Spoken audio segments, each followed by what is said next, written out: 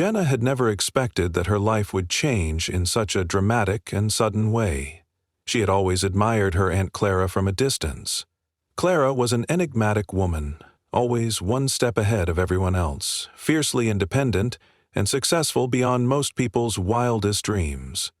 As a child, Jenna had looked up to her, fascinated by the way Aunt Clara could navigate a world dominated by men and business and still remain true to herself. She remembered Aunt Clara's lavish parties, the power lunches, the exotic vacations, and the air of mystery that surrounded her every move. But those were just memories, ones that Jenna could never fully experience in the same way. Clara had never married or had children. In fact, she had always been a bit of a loner, choosing to invest all her time and energy into her empire. For most of her life, Clara ran a wildly successful fashion conglomerate that included everything from luxury clothing lines to a chain of high-end boutiques and international distribution channels. To the outside world, Clara was an untouchable figure, an icon in the industry. Jenna had no idea of the extent of her aunt's wealth, but she knew that Clara's influence extended far beyond the family. When Clara passed away unexpectedly from a heart attack, it rocked the family to its core. Jenna hadn't been particularly close with her aunt in recent years. As she had grown older, Aunt Clara's life had become more focused on the business, leaving little time for personal connections. But when the news came, Jenna still felt a deep loss. It wasn't just the loss of a family member, but the loss of a woman who had been a symbol of strength, independence, and success. In the days following Clara's death, the family gathered at her estate, which was an expansive mansion in a quiet part of the city. Jenna had always visited for holidays, but now the house felt colder, quieter, as if it too were mourning the loss of its matriarch. Her cousins, William, Claire, and David, arrived in their usual fashion, dressed to impress, their faces carefully composed, as though everything were business as usual. They didn't show any outward sign of grief, but Jenna could see the cold calculation behind their eyes. They were already thinking about the inheritance. Clara had made one final decision in her will that no one expected. She had left everything, her vast fortune, her multi-billion-dollar empire, solely to Jenna. Her cousins, who had always assumed they were next in line to inherit, were blindsided by the announcement. The news hit them like a punch to the gut. They had expected to control the company, to continue running it under their terms, but instead, they found themselves sidelined, and that didn't sit well with any of them. Jenna was left standing in the large, imposing library of Clara's mansion, a place she had never really spent much time in, holding the sealed envelope that contained the news. She could hardly believe it. It was one thing to inherit money, but this was more than just a fortune. It was an entire world of responsibility. Jenna felt an overwhelming sense of confusion and fear. She had never been prepared for this. She had no experience in business, let alone running a fashion empire, but that was what Clara had wanted, what she had decided. Her cousins, who had always been a step ahead of her in life, wasted no time in showing their displeasure. William, the eldest and the self-appointed leader of the family, was the first to speak. "This is absurd," he muttered, his voice barely masking his irritation. "Jenna doesn't even know the first thing about running this business. Why on earth would Aunt Clara leave it all to her?" His words were calm but laced with an unmistakable venom. Claire, the middle cousin, who had always prided herself on her appearance and social status, simply scoffed, a look of disdain crossing her face. "This is a joke, right?" she said, flipping her hair as if the situation were beneath her. David, the youngest, who had always been the most ambitious and entitled, stood silently with his arms crossed, glaring at Jenna. Despite their initial shock and anger, they knew they couldn't do anything about the will, legally. Clara had made her intentions clear. But that didn't mean they were going to make things easy for Jenna. They immediately began to treat her with condescension, subtly undermining her every step. They offered their help to her, but it was clear that they were trying to guide her in ways that would benefit them, not her. They suggested that Jenna focus on the family's charitable efforts or take care of the smaller operations, implying that she wasn't capable of overseeing the major decisions. In the days that followed, Jenna moved into Clara's office at the company's headquarters, though she didn't know where to start. The building was massive, filled with sleek glass walls, luxurious furnishings, and high-tech facilities. It felt like a world of its own, a world that Jenna wasn't sure she belonged to. The walls of Clara's office were lined with photographs from all over the world, of fashion shows, business meetings, and various international events. Clara's face smiled down at her from every angle, as if to remind Jenna that she was now the one expected to take control. But as much as Jenna wanted to retreat and give up, she couldn't. She felt the weight of the decision pressing on her. She had to at least try. Clara had believed in her. Jenna might not have the same confidence or experience as her cousins, but she had something that they didn't: a deep understanding of Clara's values. She remembered the countless hours Aunt Clara had spent teaching her about the importance of integrity, about taking risks and pushing boundaries, and about the kind of leadership that was rooted in humility and fairness. The first few days were a blur of meetings with various department heads and managers. Jenna was greeted with skepticism, even by those who had worked closely with Clara. They didn't know her. They didn't trust her. They had always been loyal to Clara and her vision, but now they were unsure what to expect from this newcomer. Jenna felt like an outsider. She had no business background, no formal training in running a company, and she was already on the defensive because of her cousin's attitudes. But instead of letting the pressure break her, Jenna took a different approach. She started listening. She spent hours meeting with key employees, from the senior designers to the finance team. She asked questions, even if they seemed basic, and took detailed notes. Slowly but surely, she began to understand the complexity of the business. She learned about the supply chains, the partnerships, and the internal struggles that the company had been facing long before Clara's passing. The company was massive, but it was also deeply in debt, struggling with outdated processes and lacking a cohesive vision for the future. Clara had kept things together with sheer force of will, but it was clear to Jenna that there were cracks in the foundation. As Jenna delved deeper into the company's operations, she started to notice the mismanagement that had been happening behind the scenes. She understood that her cousins had never truly cared about the company in the same way Clara had. They were interested in the power and the wealth that came with it, but they didn't understand the intricacies of running a global business. They had always relied on Clara's guidance, and without her, they were floundering. Jenna knew that she couldn't simply step into her aunt's shoes and take over as if nothing had happened. But she could use what Clara had taught her: the values of hard work, the importance of trust, and the ability to adapt and innovate. Though Jenna had no formal experience, she realized that her perspective might be just what the company needed: a fresh set of eyes.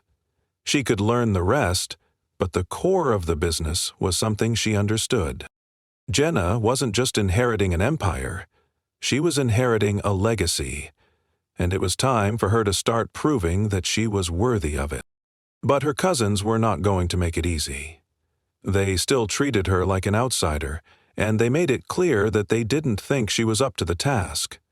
Their undermining tactics became more obvious by the day, from subtle snide comments in meetings to questioning her decisions. Jenna knew they wanted to take the company back from her, to prove that they were the true heirs to Clara's legacy, but she was determined not to let that happen. The next chapter of the family business was hers to write, and she wasn't going to let anyone stand in her way. In the weeks that followed her aunt's funeral, Jenna settled into her new position at the company with a mixture of hesitation and determination. The grandeur of the office building, the fast-paced environment, and the constant pressure of making critical decisions were all overwhelming. But Jenna was not one to back down from a challenge.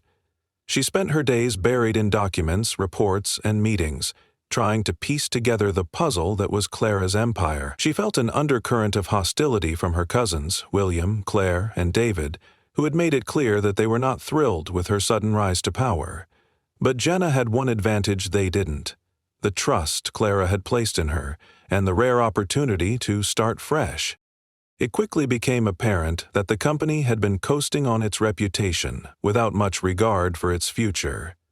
The fashion industry, which had once been its playground, was rapidly evolving.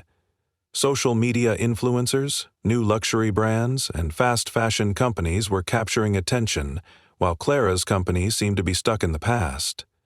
Jenna's first few days were spent studying the numbers and analyzing the market trends. She was shocked at what she found. Despite the company's international recognition and history of success, it was teetering on the brink of financial trouble. The retail side of the business was suffering. The company's flagship stores, which had once been the epitome of luxury, were no longer as popular. Foot traffic had slowed, and many of the locations were in need of renovation. The online presence, which should have been a priority years ago, was outdated. Clara's attention had always been focused on maintaining control of every aspect of the business, but it seemed that she had neglected the rapid technological and cultural changes that were transforming the industry. Jenna found herself in constant meetings with the heads of various departments. The CEO of the company, Richard, a sharp-minded businessman in his late 50s, was one of the few who treated Jenna with respect. He had worked with Clara for decades, and while he had always been loyal to her, he knew the company needed new leadership to survive. Jenna felt a certain comfort in his professionalism, though she could tell he was also concerned about the way things had been going. Richard was one of the few people who believed in her potential, even though her cousins made it clear that they thought Jenna was out of her depth. He had seen enough of Clara's vision to understand that Jenna had inherited more than just wealth. She had inherited a unique set of qualities that could make her a great leader if given the right guidance. But despite Richard's support, Jenna's cousins were constantly undermining her. William, the oldest, had the most direct approach. He was a seasoned businessman, someone who had spent years managing high-profile deals. He believed that control was everything, and he had always seen Clara's empire as something that could be easily molded to fit his vision. He often called Jenna into his office to discuss business matters, only to criticize her decisions and try to convince her to step aside and let him take charge. Claire, on the other hand, used her charm to manipulate situations. She was well-versed in public relations and had a way of making everyone around her feel like they owed her something. Her passive-aggressive comments about Jenna's lack of experience and inability to manage such a big company were frequent, and she made it clear that she felt Jenna wasn't qualified for the job. David was the youngest of the cousins, and although he had been working in the company for a while, he had always been more interested in the lifestyle that came with wealth than the actual business itself. He frequently reminded Jenna that he had been involved in the company for years and had a better understanding of how things worked. While David wasn't as outwardly hostile as William or Claire, his constant insinuations that Jenna didn't belong were no less damaging. His presence at meetings, where he often failed to listen or engage meaningfully, made Jenna feel like she was walking on eggshells. At first, Jenna tried to confront the situation head-on. She would challenge her cousins' decisions in meetings or stand her ground when they questioned her authority. But every time she did, she was met with resistance. They would laugh off her ideas, belittle her suggestions, or simply ignore her entirely. Jenna started to realize that, no matter how hard she tried to assert herself, her cousins weren't interested in working together. They were only interested in maintaining their own power, even if it meant sabotaging her efforts in the process.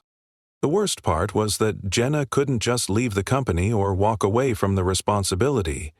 This was her inheritance, her legacy. She couldn't let it crumble at her feet. The pressure weighed on her.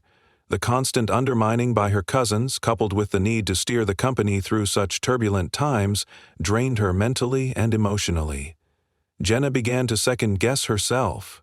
She wasn't sure if she had the skills or the ability to turn things around. She didn't have Clara's business acumen or her iron will. Jenna was still learning the ropes, still trying to understand the complexities of the industry. In an attempt to escape the constant tension at the office, Jenna started spending more time on the production floor. She walked through the design studios, watched the seamstresses at work, and talked to the sales staff. In those moments, away from the politics and corporate drama, Jenna felt a sense of purpose. She began to connect with the employees, learning about their struggles and frustrations. There was a sense of loyalty among the staff to Clara, but there was also a palpable uncertainty about the company's future. Everyone was waiting to see what Jenna would do, but no one was sure if she was capable of leading them through the challenges ahead. It was during one of these visits that Jenna had a conversation with Maria, the head designer, who had worked with Clara for over 20 years. Maria had always been a quiet presence in the company, but she had a deep understanding of the creative direction the brand needed. Maria had seen the company evolve under Clara's leadership, and she knew that it was time for something new. She told Jenna that, while Clara had been an extraordinary leader, the brand's image was becoming stale. The designs were no longer in sync with the market. They needed a fresh perspective, something that Jenna could provide. "You've got something Clara never did," Maria said one afternoon as they sat in the design room surrounded by sketches and fabric swatches. "You have a vision for the future. But you can't do it alone. You need to trust the people around you. People like me, like the others here. We know the industry and we know how to innovate. You just have to be willing to listen." Those words stuck with Jenna, and they sparked something inside her. She realized that she had been trying to carry the weight of the company on her shoulders alone, thinking that she had to have all the answers. But what Clara had done so well was surround herself with experts, people who could fill in the gaps where she lacked knowledge. Jenna wasn't a fashion genius, but she didn't need to be. She needed to be a good leader, someone who could bring out the best in others and take the company in a new direction. As she spent more time with Maria and the design team, Jenna began to formulate a plan.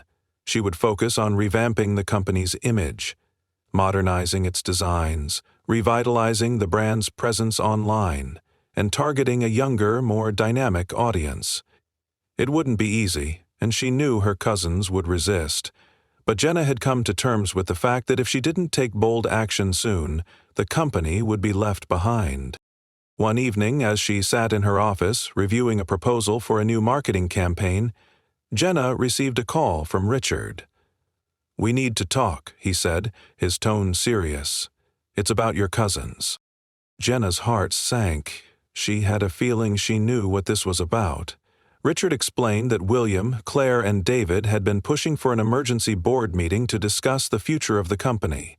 They had doubts about Jenna's leadership, and they were starting to build a case to take control from her. "Don't back down, Jenna," Richard urged. "You have a vision. You've been doing the right thing. They're just trying to undermine you because they don't want to lose power." As the days passed, Jenna realized that her time to act was running out. She could no longer let her cousins control the narrative. She had to make her move and prove that she was capable of leading the company into a new era, whether they liked it or not. But that would mean facing her cousins head-on in a way she never had before. The upcoming board meeting would be a pivotal moment, one that would determine the future of both Jenna and the company she had inherited, and she was ready to take them on. The days leading up to the board meeting felt like a pressure cooker, with the steam steadily building, ready to burst at any moment.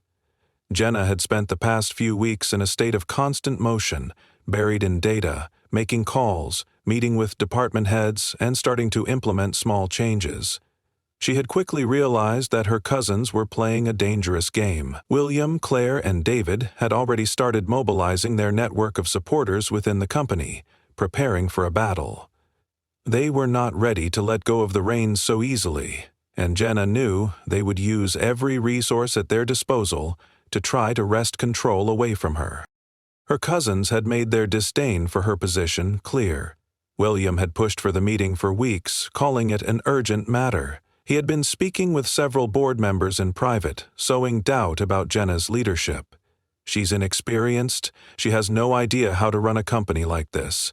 We need someone who can steer the ship," William had told Richard in one of their many private conversations. David, too, had been less subtle in his efforts, circulating whispers among senior employees about Jenna's lack of qualifications and how her recent decisions were already beginning to backfire.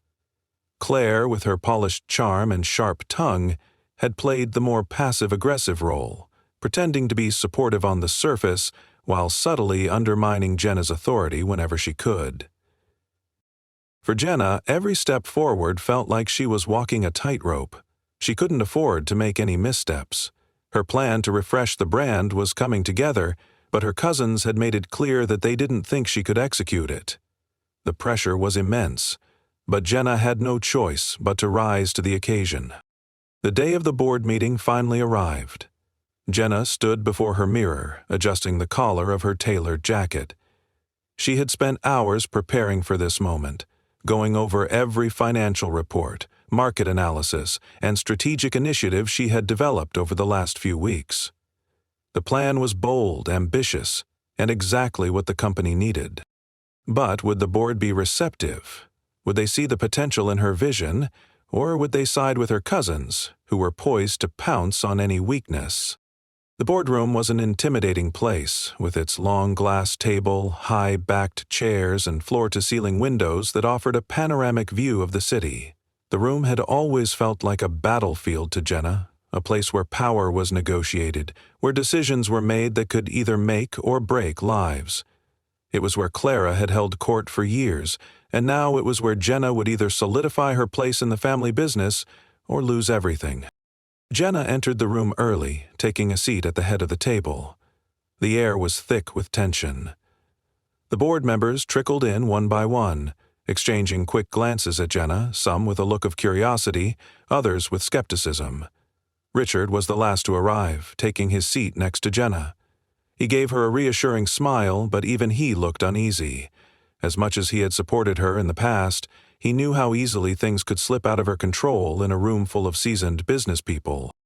When her cousins arrived, they wasted no time in making their presence known. William took a seat to Jenna's right, his posture rigid, his jaw set.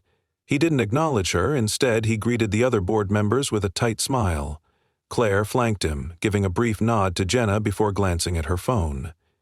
David, ever the wild card, sat across from Jenna, his legs stretched out in front of him, a cocky grin on his face. It was clear that they thought this meeting was a formality, a way for them to remind the board of who was in charge. They believed the outcome was already decided. Jenna, however, was determined to show them otherwise. She waited for the meeting to begin, her heart racing in her chest, her mind calculating every move. She wasn't just going to sit there and let them talk circles around her. She had a plan, and it was time to put it into motion. Richard opened the meeting, calling for an update on the company's performance over the past quarter. One by one, the department heads presented their reports. Numbers that painted a picture of a company that was slowly stagnating. The sales numbers were down, particularly in the retail division. The luxury market was shifting, and the company had failed to adapt to the new demands of younger, more diverse customers. Meanwhile, the digital strategy was sorely lacking, with the company's online presence almost non-existent compared to its competitors. Jenna took a deep breath and stood up, her notes in hand. She had carefully rehearsed what she was about to say, but now, in the moment, her nerves threatened to get the best of her. She had never addressed the entire board before, let alone her cousins who were so quick to dismiss her. But she pushed those thoughts aside and focused on the task at hand. Clara had trusted her with this legacy, and she wasn't going to squander it. "I've had the chance to meet with several key members of the company over the past few weeks," Jenna began, her voice steady but filled with conviction. "And what I've learned is that we are at a critical crossroads. The world around us is changing, and if we want to stay relevant, we need to evolve. We need to modernize, refresh our brand, and find new ways to connect with our customers." She glanced at her cousins, noting the skeptical expressions on their faces. William looked like he was about to interrupt, but Jenna pressed on. "We've been coasting on past successes, but that's not enough anymore. Our customers are younger, more diverse, and they expect more from us. We've lost touch with them, and it's starting to show." She moved to the screen at the front of the room, where a sleek presentation loaded. The first slide showed a detailed analysis of the company's market position compared to its top competitors. She highlighted the challenges the company faced: a declining retail presence, outdated design trends, and a lack of innovation in the digital space. "If we don't act now, we risk losing everything," she said, letting the weight of her words sink in. Jenna then moved on to the next slide, which outlined her plan to revitalize the brand. "We need to focus on a few key areas, updating our designs to reflect current trends, expanding our online presence, and re-engaging with our customers through targeted social media campaigns. We also need to revamp our physical retail locations to reflect the luxury experience we're known for. And most importantly, we need to innovate. We need to embrace sustainability, inclusivity, and diversity in ways that are meaningful, not just cosmetic." There was a brief silence as the board members absorbed her words. Some nodded, while others exchanged glances. Richard gave her an encouraging look, but William, as expected, was already shaking his head. "This is all well and good, Jenna, but do you honestly think you can pull this off?" he asked, his tone condescending. "You're suggesting a complete overhaul, and frankly, you have no experience in running something this large. You're talking about change, but change takes time and resources that we can't afford right now." Jenna stood tall, meeting his gaze without flinching. "I'm not suggesting change for the sake of change," she replied firmly. "I'm suggesting change because we need it to survive.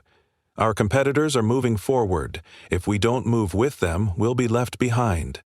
Claire chimed in, her voice sweet but sharp. "Jenna, darling, you have to understand that this isn't just about what's trendy. You can't just throw money at social media and hope it works. This is a business, not a pet project. I agree that some updates are necessary, but your plan is risky and untested. We need someone who can make the right decisions without all this uncertainty." David, who had been unusually quiet until now, leaned forward with a smirk. "Let's be honest, Jenna, you're way out of your depth. We've all been in this business for years. You haven't even proven yourself yet. Maybe it's time to consider a more experienced leadership team." Jenna felt the sting of their words, but she didn't back down. She had prepared for this. "I understand that you have doubts," she said, her voice calm but resolute. "But if you're looking for someone who's just going to maintain the status quo, then I'm not the right person for the job. But if you want someone who's willing to take bold steps, someone who believes in this company's potential and is willing to fight for its future, then I am your person." She paused, letting her words hang in the air. The board members, who had been silent up until now, were finally starting to engage. A few murmurs passed through the room. Some seemed intrigued by her passion. Others seemed to be weighing the risks. But Jenna could see that the tide was starting to shift. Richard cleared his throat. "Let's hear more," he said, signaling the board to listen. The tension in the room was palpable, but Jenna pressed on. She presented her detailed strategy, explaining how each initiative would be implemented, the timeline for key milestones, and the metrics by which success would be measured. As the presentation concluded, Jenna sat back down, her heart racing. She had done everything she could to make her case. Now it was up to the board to decide. William and Claire exchanged looks, but David remained quiet, his gaze focused on the table in front of him. Jenna could see that her cousins were frustrated, but they didn't have the support they thought they would. Slowly, one by one, the board members began to speak up, expressing cautious optimism. They liked the direction she was proposing, though they understood the challenges. After what felt like an eternity, the vote was taken. Jenna held her breath as the votes were counted. It was a tight call, but in the end the board voted to support her plan. Jenna had won, but the real battle was only just beginning. The days following the board meeting felt like a whirlwind. Jenna had won the battle, but the war was far from over. The approval of her strategic plan was a victory in itself, but as she soon discovered, winning the board's support was only the beginning. The real work, the implementation of her vision, was just beginning, and it was going to be even harder than she had imagined. She spent the first few days after the meeting with key department heads to discuss the next steps. The marketing department was the first to take action. Jenna had proposed a complete overhaul of the brand's online presence, with a focus on social media engagement and influencer partnerships. While some team members were skeptical, they could see the logic behind the decision. The company needed to connect with a younger, more diverse audience, and social media was the quickest way to reach them. The creative team also had to adjust to Jenna's vision. Clara had been a traditionalist when it came to design, with an emphasis on classic luxury and timeless elegance. While these elements still held value, Jenna knew that the brand needed to evolve in order to stay relevant. She worked closely with Maria, the head designer, to push the boundaries while still maintaining the brand's identity. Together, they introduced new materials, bold patterns, and an emphasis on sustainability. The designs would reflect the changing tastes of the market, while also sending a clear message about the company's commitment to the future. It was in the retail division, however, that the biggest changes had to occur. Jenna had suggested a complete redesign of the flagship stores, transforming them into immersive experiences that reflected the brand's new direction. It was a risky proposition, especially given the company's current financial struggles, but it was necessary. The stores needed to be more than just places to shop. They needed to become destinations, places where customers could interact with the brand in meaningful ways. As Jenna focused on executing her plan, the tension with her cousins continued to simmer beneath the surface. William, Claire, and David were still resistant to the changes she was implementing. William had tried to position himself as the voice of reason, questioning every decision she made and offering his own more practical solutions. Claire, ever the social strategist, had attempted to undermine Jenna's authority in meetings by calling attention to the company's declining performance under her leadership, despite the fact that many of the issues were not of Jenna's making. David, for his part, continued to be a passive observer, appearing uninterested in the day-to-day workings of the company unless it involved his own personal interests. But Jenna refused to be deterred. She had already proven her resilience in the boardroom, and now she needed to show her cousins, and the entire company, that she was capable of transforming the empire Clara had built into something even greater. As the months passed, the first results of Jenna's changes began to emerge. The company's social media following grew exponentially, with new campaigns featuring a diverse array of models and influencers who resonated with the younger demographic Jenna had been targeting. The new store designs started to take shape, with the flagship stores being completely renovated to incorporate modern, cutting-edge technology that allowed customers to interact with the brand in innovative ways. The brand's sustainability efforts, from eco-friendly materials to ethical production practices, were met with enthusiastic praise from customers and the industry alike. But just as things were beginning to take off, Jenna's world was thrown into chaos. It began with a leaked internal memo. Someone, most likely one of her cousins, had sent an anonymous email to the press, claiming that Jenna's leadership was reckless and irresponsible, and that the company's recent financial struggles were a direct result of her misguided decisions. The memo detailed how the company had lost millions in the past quarter due to the changes Jenna had implemented, and it painted her as someone who was out of her depth. The media picked up the story quickly, and soon Jenna found herself facing a full-blown PR crisis. She had worked so hard to build momentum, and now it felt like it was all slipping away in an instant. The board was in an uproar, with some members questioning whether they had made the right decision in backing her. Richard, who had been her ally, expressed concern about the financial implications of the recent changes. "Jenna, we need to take a step back," he said during one of their private meetings. "We can't afford to alienate our core customers. We can't afford another quarter of losses." Jenna was devastated. She had never intended to put the company at risk. The decisions she had made were bold, but they were necessary. She had believed in the vision she was creating, and she still believed it was the right direction. But the pressure was mounting, and it seemed like no one had her back. Her cousins, predictably, seized on the opportunity to push their agenda. William was the first to call for a special meeting of the board, demanding that Jenna step down as CEO. "She's clearly out of her depth," he said in the meeting, his voice dripping with disdain. "The company is on the verge of collapse. and she's too stubborn to admit that she's failed. Claire, ever the diplomat, took a more subtle approach. She suggested that Jenna take some time to reconsider her approach and reevaluate her priorities. It was clear what they wanted, for Jenna to hand over control and for them to take charge of the company's direction. David, as usual, remained quiet, but his silence spoke volumes. Jenna had never felt so alone. Her dreams of transforming the company seemed so close, yet now they felt like they were slipping through her fingers. She had to decide whether to fight for her place at the helm or to walk away. She had already lost so much. Her aunt, her sense of security, her trust in her family, and now it seemed like she was about to lose the company as well. It was late one evening, as Jenna sat alone in her office staring at the latest financial report, that she had an epiphany. The numbers didn't lie. Yes, the company had faced setbacks, but those setbacks weren't just a result of her decisions. They were a result of years of neglect, of a failure to adapt to the rapidly changing market.